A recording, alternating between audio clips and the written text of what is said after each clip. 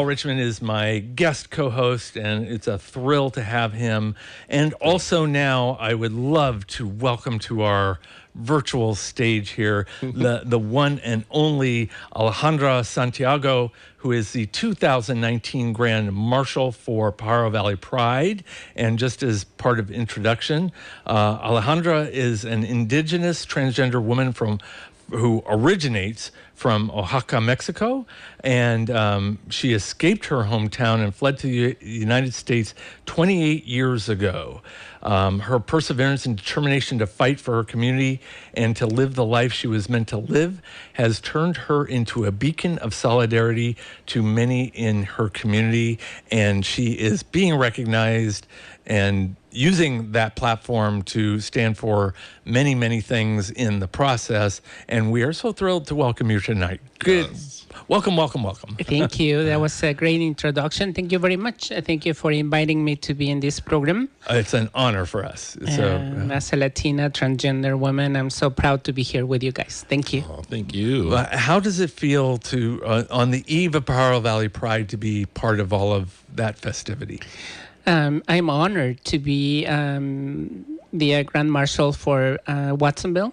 Watsonville is a community where we have a big Latino community, and to represent everybody in the community, and especially the LGBTQ community, it just fills my heart with joy. And I hope everybody can come in and share the happiness we're going to have tomorrow at the march. And I'm so honored to be there and to be chosen as the Grand Marshal. Well, one thing that I think is incredibly special, and you guys correct me if I'm wrong, because this is what I understand is going to happen tomorrow, is not only will you be marching, but you will actually be posing for none other than Paul Richmond for a painting there tomorrow. What an honor to be there and model for this great painter. Oh. I saw just now a painting from Rob, and the painting brought no words, but it brought tears to my eyes. This painting that he showed me represents what is happening now, the kids that without understanding what's going on and being held in these places at the border. It just breaks my heart. And me as a Latina living here and being able to walk on the streets, it makes me even more sad. Mm-hmm. Because no kid should be in that situation. The parents sometimes can handle severe things like that, but kids, it just breaks my heart. And we need to do something. I think the Latino community and everybody in the U.S. needs to do something to make that stop. Yes. And Rob, it'll be an honor for me to be there, and you do an amazing work. Well, speaking of doing something, you have been busy doing a lot of things throughout in the past 28 years, especially advocating for the trans community when it comes to medical care. How did you get involved with that, and tell us a little about some of those issues? Since I came to Santa Cruz, I immigrated from the state of Oaxaca in Mexico. I've been blessed by meeting great people. And I got a job at this company, Planned Parenthood. And one day at a meeting, I had to tell them I'm a transgender woman and I need your help. I need to be myself. And starting tomorrow, I'll be here as Alejandra. And to my surprise was that the accepting of the doctor who was a director there, Jennifer Hastings, she told me we need to start this care now. And she did. And I was so surprised and amazed by her open heart. And sometimes she tends to mention, it's because of you. And I tell her, no, because there can be many me's. But there can be only a few doctors that have the knowledge in medicine, that have an open heart to see the needs of transgender people. We are the same as anybody. Some doctors don't want to treat us for anything because they think that everything is related to trans health. But we can see a doctor for rash or something that has nothing to do with being transgender. And because we're trans, sometimes they're afraid, they're nervous, they think I'm going to do something wrong. But this doctor, Jennifer Hastings, she is my, I tell her she's my, she doesn't like the word, but my goddess. If there is a God, she is it for me. And how do you feel the offering of medical services in Santa Cruz and Watsonville stack up for transgender, the experience? Is there work needed to get them on board better? Lots and lots of work needed. Unfortunately, the center stopped providing the care for, I'm not sure what reasons, but now people are in need of this service. Some doctors are willing to do it, but very few. And the same as Salinas, Monterrey.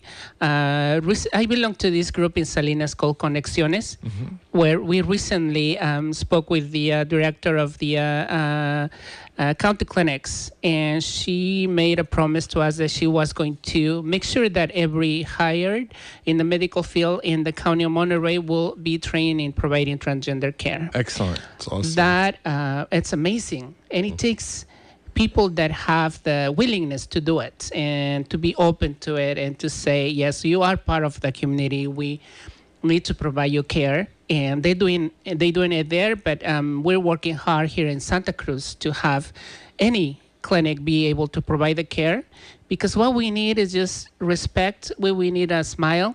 And I think I just dreamed the day that I can, or any of LGBTQ can walk into a medical center and be treated with the respect and be greeted with a smile.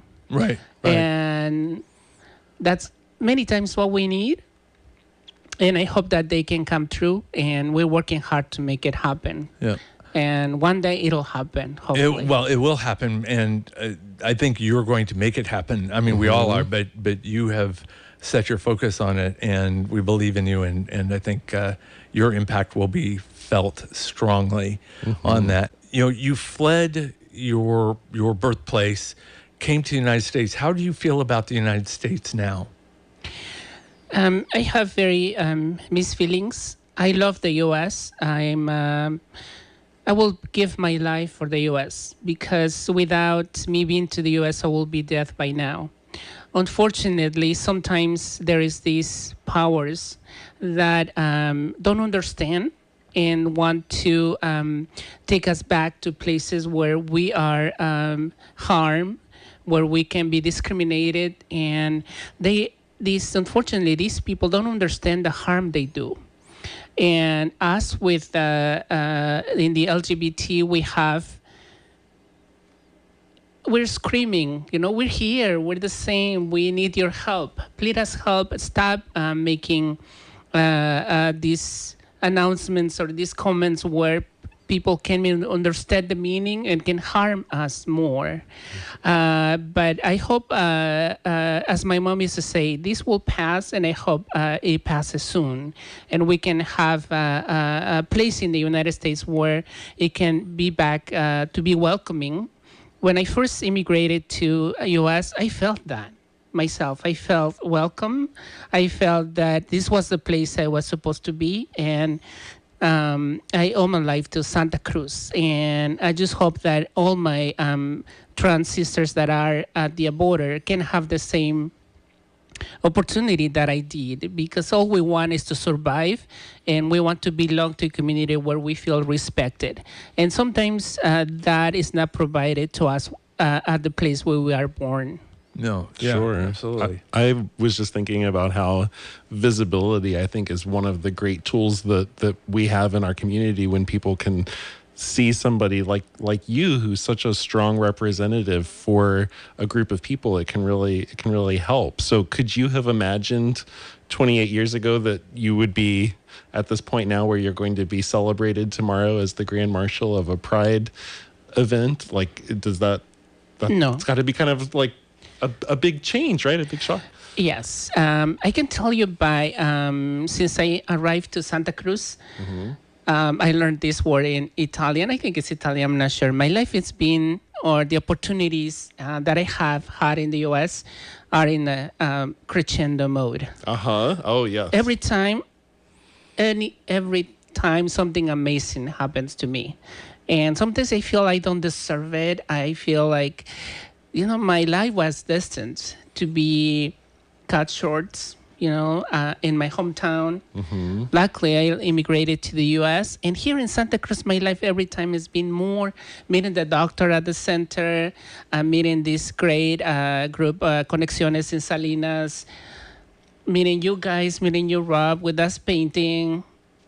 It's like, sometimes I feel like, if this supreme power making this happen for me, can this supreme power share what is given to me with every one of my trans brothers and sisters? Because I know many of them are suffering and they need a little bit of support. And I sometimes want to give everything that I have so they can have a little bit of what is given to me without being deserving of what I have. And yeah.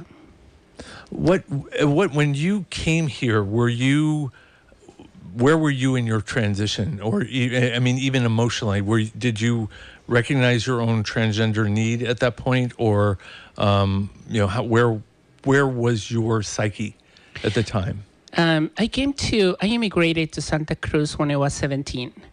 In my hometown, I didn't know the term transgender. I had no idea that being transgender was a possibility or it existed. I knew I was different. People in the town would bully me that because they said you're a male body, but you act like a female. And because of that, I got a lot of bullying. And it got to a point where I couldn't survive it anymore because people can be harsh. Sometimes even family members can be harsh.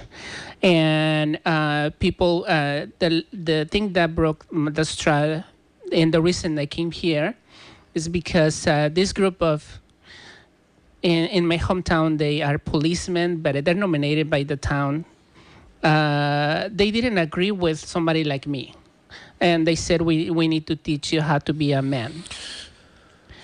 And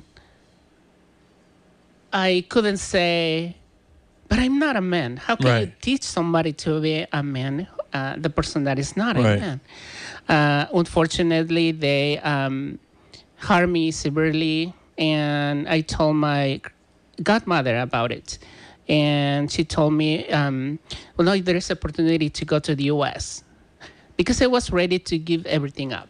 I was ready to end my life at that time. I said, there's no point of continue living.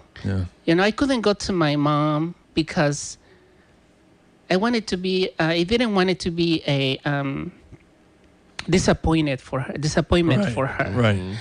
And the next day after that, I told my mom, I'm going to the U.S. And she said, you're crazy. You don't know what that is. How can you?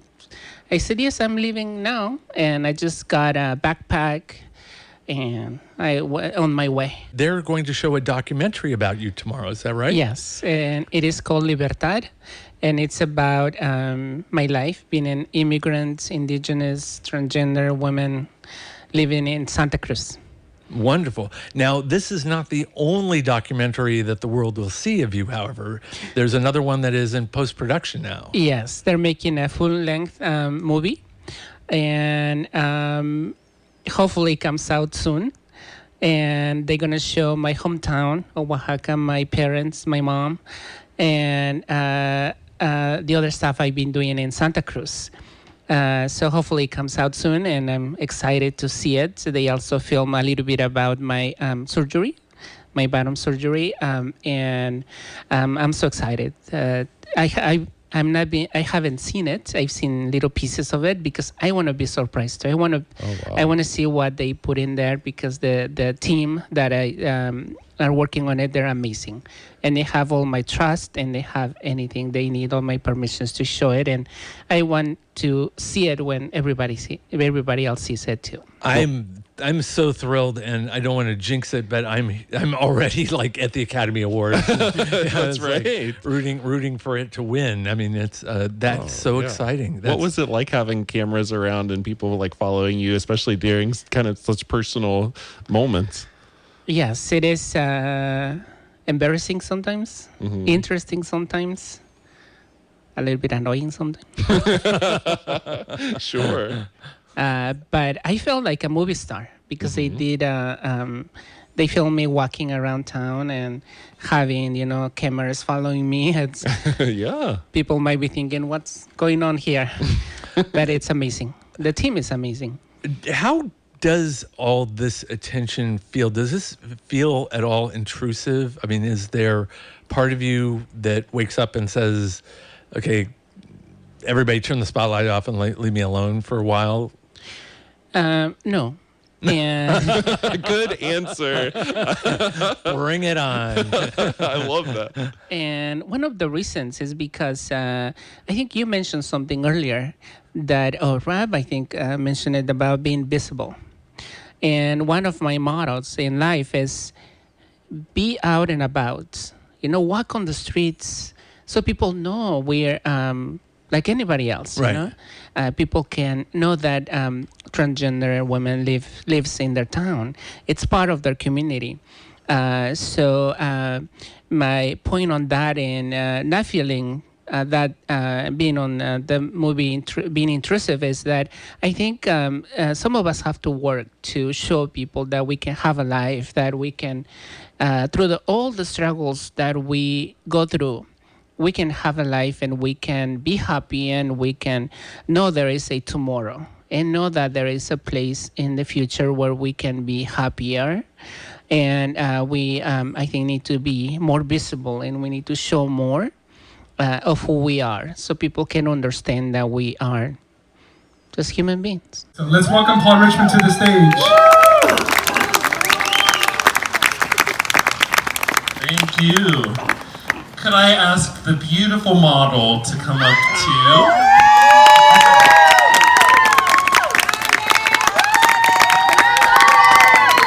I would clap too, but my hands are full right now.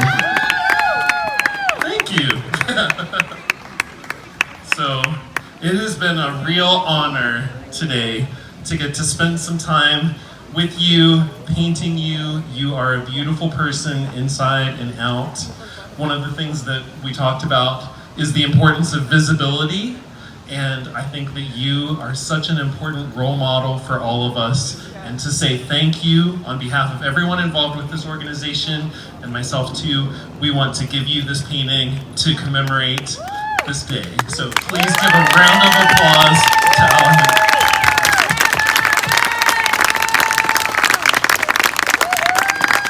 And thank you, Paul, for the tremendous amount of work you do in our community and telling our stories and sharing. It's been an honor to have you here and sharing your work with us. Thank you so much.